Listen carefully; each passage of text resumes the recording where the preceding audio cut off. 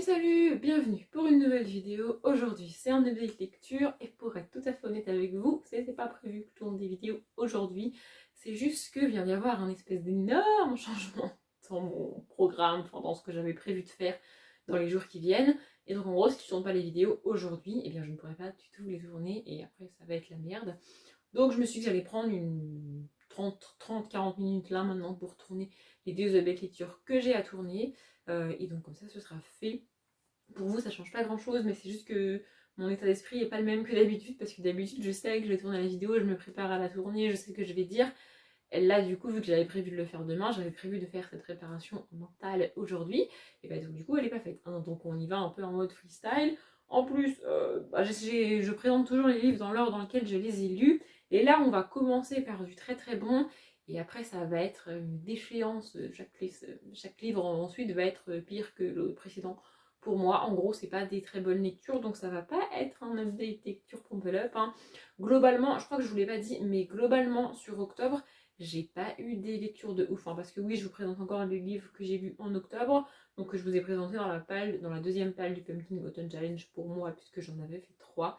D'ailleurs, je viens de me rendre compte que j'avais oublié de sortir les 2 livres dont je dois vous parler avant de vous présenter les 4 livres de l'update lecture. Ouais, je vous préviens, ça va être un peu décousu aujourd'hui, mais j'ai pas le choix. Si je les tourne pas maintenant, elles ne sortiront pas. Et mon avis sur le livre ne change pas parce que je le tourne une journée avant ce que j'avais prévu. Bref, je vais chercher le livre.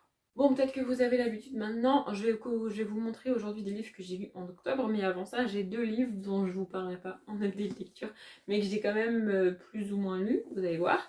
Donc le premier c'était Le Crépuscule des Elfes, le tome 1 de la trilogie des Elfes, je crois, de Jean-Luc et Jane. Donc c'est un roman fantasy, c'est un des classiques de la fantasy, puisque Jean-Luc et Jane est considéré comme un auteur classique de la fantasy.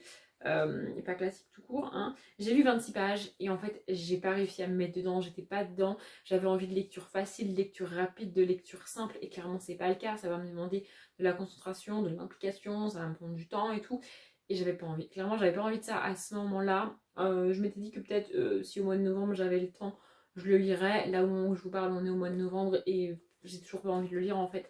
Voilà, je pense que je vais me le garder tranquille pour le mois de la fantaisie. Peut-être que je ferai comme j'avais fait pour le Hobbit de Tolkien, à savoir lire un chapitre par jour. Encore que c'est pas vraiment des chapitres, donc enfin de mémoire c'est pas vraiment des chapitres. Donc je suis un peu... Enfin les chapitres sont hyper longs. Et pas franchement égal, donc voilà, je sais pas. Je pense que je lirai sur le mois de la fantaisie au mois de mai, en espérant qu'il soit reconduit par Petit Bookin évidemment. Et puis sinon, eh bien, je lirai un autre moment, mais là au mois d'octobre, j'ai pas réussi. C'est pas que j'aime pas, hein, c'est pas que en fait, j'ai aucun autre truc qui fait que j'ai pas envie de le lire, à part que à ce moment-là, c'était pas le bon moment. Donc je me suis dit, on verra plus tard. Le deuxième, c'est L'œil de Tolède, donc le tome 2 des Mondes, des Willan, de Pierre Bottero. J'ai adoré, franchement, j'ai passé un super moment, c'était trop cool. Ça, pour le coup, ça s'est lu hyper rapidement et c'est pile ce dont j'avais besoin et envie à ce moment-là. J'en parle pas ici en update lecture parce que j'ai commencé à faire une vidéo sur la saga. Donc j'ai lu le tome 1, j'ai tourné mon avis sur le tome 1 et j'ai commencé à faire mon avis sur la saga. Donc je vais continuer la vidéo et elle sortira je pense début 2020, puisque je devrais pas trop tarder à lire le tome 3. Mais voilà, je vous en parle pas ici plus que ça. Bon, il serait peut-être temps de commencer la belle lecture, parce que ça fait 1000 ans que je parle pour ne pas vous parler des livres que j'ai lus. Donc on y va, c'est parti. Le premier c'est You Make Me So Bad, donc le tome 6 de Bad, écrit par Jay Cronover. J'ai adoré ce tome là et je peux même pas vous en parler en fait, parce que non seulement c'est un tome 6, mais en plus le couple qu'on va suivre ici, on le voit se former au fil des tomes précédents, on l'a en arrière-plan. Et moi, je faisais partie des gens qui espéraient qu'on aurait un tome sur eux, parce que je les aime vraiment beaucoup. C'est un sujet hyper difficile à aborder, à savoir, comment dire, je vous dis même pas leur prénom, c'est volontaire parce que je veux pas vous spoiler vraiment pour ceux qui voudraient lire la saga. Mais en gros, le thème c'est une fille tombe amoureuse du gars qu'elle ne voudrait pas. Vous allez me dire, ouais, mais Audrey, ça arrive souvent. Oui, sauf qu'en plus, ici, on a une grande différence d'âge. Ce qui fait que, entre guillemets, les gens qui l'entourent, elle, ont une vraie raison de lui dire n'y va pas, il est dangereux, il est vieux, il n'est pas pour toi, bla bla bla. Et j'ai adoré ce. Enfin, c'est un sujet rarement abordé, le fait que. Comment dire, enfin, peux tomber amoureux d'un homme qui est beaucoup plus vieux que toi et tu peux l'aimer pour lui et pas pour son argent, pas pour ce qu'il représente parce que on a cette image de la femme qui tombe amoureuse du mec vieux parce qu'il est riche. Et oui, ça arrive, mais ça arrive dans l'autre sens aussi déjà de un. Et en plus, tu peux tomber amoureuse d'un mec plus vieux que toi, riche, pas parce qu'il est riche. Enfin, je veux dire, enfin voilà, ça m'énerve cette image de la femme complètement michto. Mais, et donc du coup, pour toutes ces raisons, c'est un sujet extrêmement difficile à aborder. Bon, sans trop de surprise, Jack Conover le fait super bien, selon moi. Au début, en fait, j'ai mis du temps à me mettre dedans. Le début, j'étais là, ouais, bon, c'est cool, mais ça démarre quand réellement? Et puis, la situation de départ est vraiment, vraiment très, très compliquée. Encore une fois, je peux pas trop en dire parce que ce serait spoiler à la fois le livre et les tomes d'avant. Et ce serait dommage. Mais voilà, c'est un peu long à démarrer. Et la situation de départ m'a fait un peu grimacer en mode oui, ce livre, pourquoi tu fais ça? Après, elle a fait ce choix-là et elle le conduit très bien, elle l'amène très bien jusqu'au bout. Je suis très triste d'avoir quitté les personnages. Globalement, j'ai moins aimé la saga Bad que la saga des Mark Men que j'ai absolument surkiffé.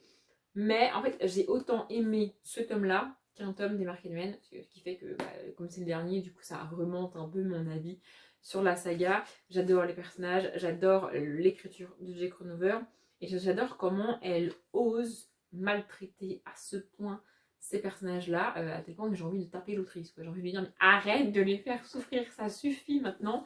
Mais en même temps, c'est ce qui fait que j'aime le livre, parce que je suis une fille un peu sadomaso et que j'aime bien quand les personnages souffrent et que les histoires se terminent mal. Hein. Bon, je dis pas que ça se finit mal ici, hein, mais voilà, j'ai adoré cette saga. Du coup, je crois que je l'ai déjà dit dans plusieurs vidéos, mais je vous conseille de commencer par Bad et après de lire les Mark Men. En tout cas, c'est ce que moi j'aurais préféré faire parce que j'ai préféré les Mark Men à Bad et du coup, je pense que j'ai été d'autant plus déçue par Bad parce que je m'attendais à mieux vu que j'avais déjà lu les Mark Men.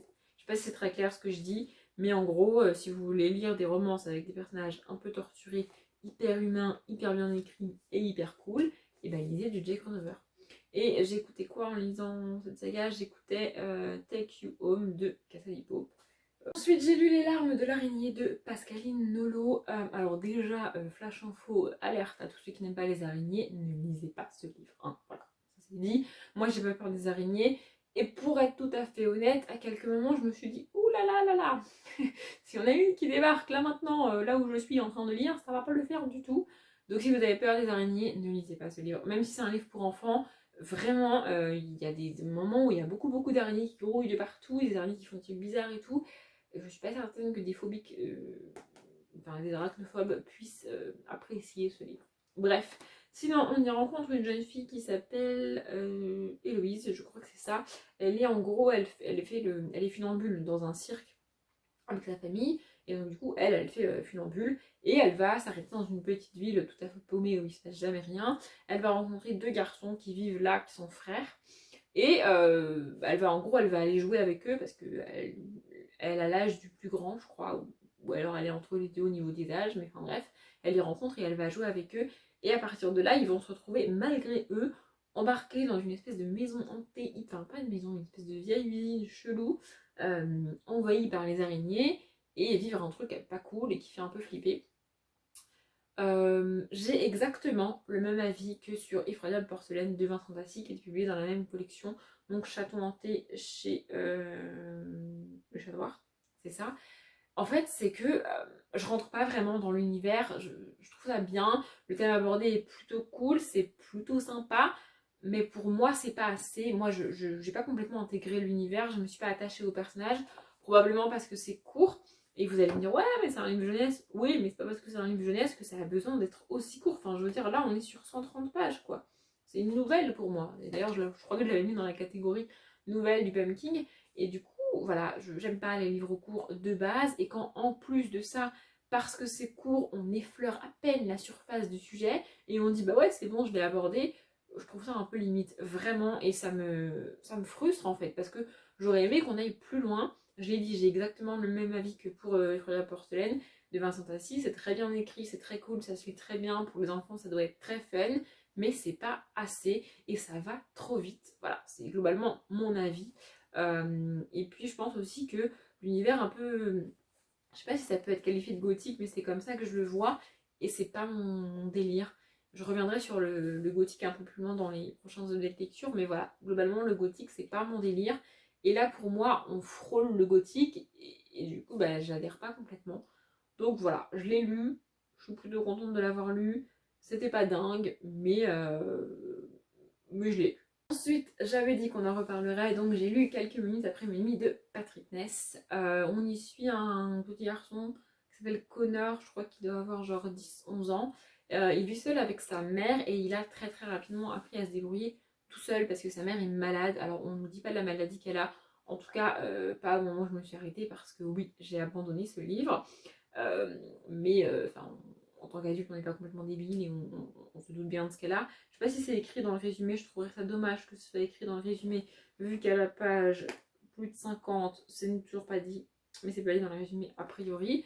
À l'école pour lui, c'est pas hyper cool, mais il fait avec parce qu'il se dit qu'il y a pire. Et il fait des cauchemars la nuit, des cauchemars très bizarres et très chelous.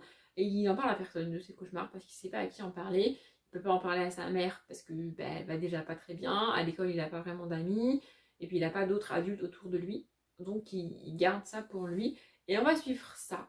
Et en fait, c'est avec ce second livre de Patrick Ness que je me suis rendu compte que il a beau créer des personnages intéressants, il a beau écrire des histoires qui sont sûrement hyper cool, hyper intéressantes, moi je n'arrive pas à m'intéresser à ce qu'il écrit et à ce qu'il raconte.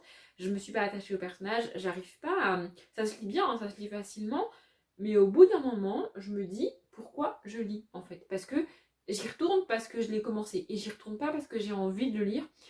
C'est comme si l'écriture de l'auteur me désintéressait de ce qu'il raconte. Je sais, c'est hyper bizarre, hein, ça fait des semaines que je l'ai lu et des semaines que j'essaye de mettre des mots sur ce que j'ai ressenti en le lisant, mais je n'y arrive pas. Je n'y arrive pas. Vraiment, ça me bloque. Je pense que je suis coincée par le... C'est même pas la plume, c'est la manière de construire son histoire, la manière de mettre les choses en place qui fait que, au bout d'un moment, je me retrouve face au livre en mode pourquoi je lis. Et quand je me pose cette question, c'est pas bon signe du tout parce que ça veut dire que je suis pas dans l'histoire, je suis pas attachée au personnage, j'ai pas envie de continuer, enfin j'ai pas réellement envie de continuer. Je l'ai dit, hein, je continue à lire parce que je l'ai commencé et pas parce que j'en ai envie.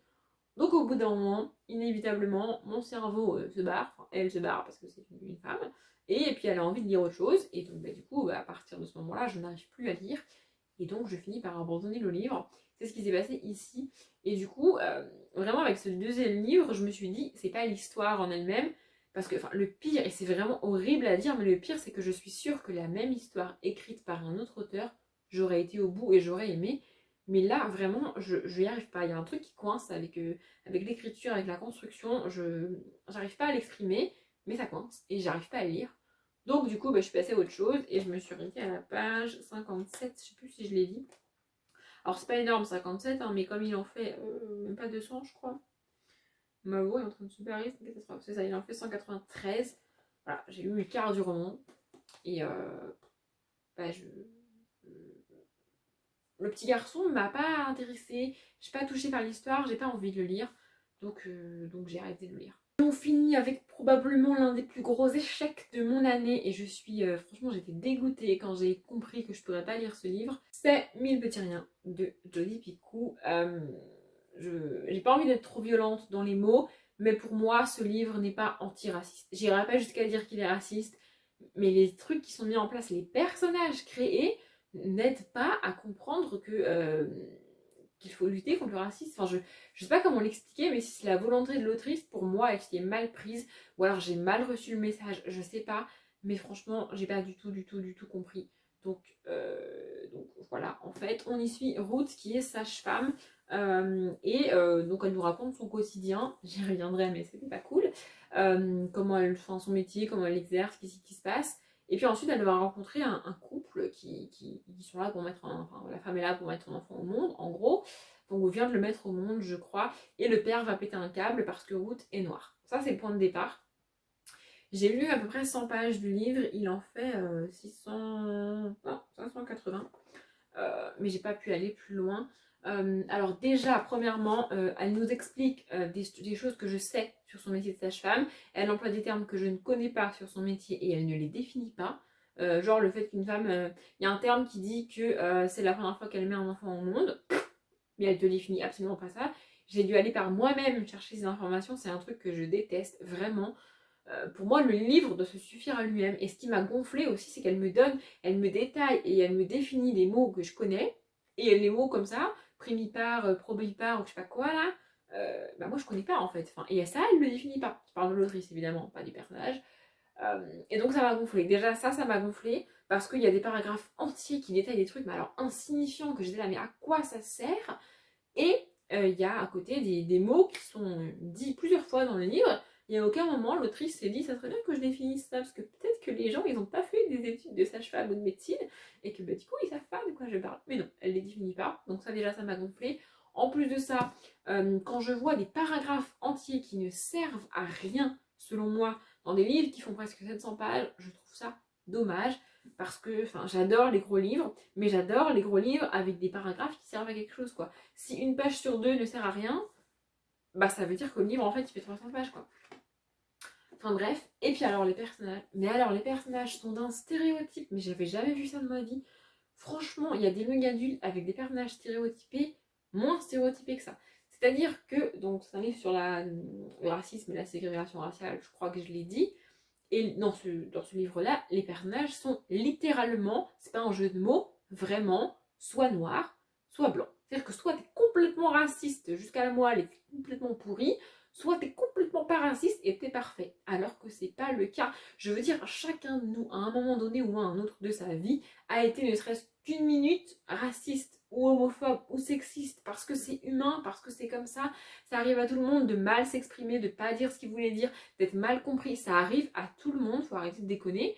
Et bah là, non, en fait, là, on a Ruth, la parfaite femme noire, pas du tout raciste, alors que, bah, du coup, ce qu'elle fait implique qu'elle est raciste avec les blancs, mais c'est un autre sujet.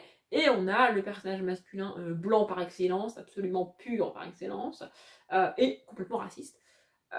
C'est pas vrai. Enfin, franchement, en fait, ce qui me dérange, c'est que apprendre ça aux gens, aux plus jeunes ou aux moins jeunes, que soit t'es raciste, soit tu l'es pas. Si t'as l'air d'un con, t'es raciste. Si t'as l'air gentil, t'es pas raciste. Non, ça revient à mettre les gens dans des cases et je suis pas d'accord en fait. Franchement, ça m'a gonflé, vraiment, ça m'a vraiment, vraiment saoulé. Et ouais, non.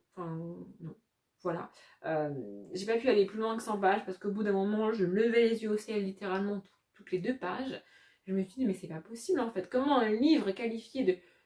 Enfin, en fait, quand tu me dis qu'un livre parle de ségrégation raciale, bêtement et connement, je pense qu'il va aller dans le bon sens selon moi et empêcher les gens d'être racistes et transmettre les bonnes idées. Et là, clairement, pour moi, c'est pas le cas. Vraiment, ça a été une déception, mais monumentale. Je suis dégoûtée, mais je peux pas lire ça, quoi. Enfin, c'est pas possible. Donc j'ai arrêté. Je l'avais dit, c'est pas l'objet de lecture de la joie. J'ai essayé de pas m'énerver vraiment pour le dernier, mais comme d'habitude, j'ai du mal. Je suis désolée pour toutes les personnes qui ont aimé ce livre. C'est pas un jugement pour vous, c'est pas un jugement pour l'autrice, c'est pas un jugement pour le racisme. Encore une fois, on est sur ma chaîne et dans ma vidéo. Ce n'est que mon avis. Je le précise à chaque fois, mais vraiment, c'est important. Hein. Si vous l'avez compris et vu différemment, très bien pour vous. Et si vous n'avez pas vu ce que moi j'y ai vu, c'est parfait, vraiment. Voilà, je ne sais pas quoi vous dire de plus, hein. Je vous donne que mon avis. Du coup, je vais m'arrêter là. J'espère que ça vous a quand même plu. Comme d'habitude, je vous souhaite une bonne journée, un bon après-midi, un bon appétit ou une bonne nuit. Et je vous dis à bientôt.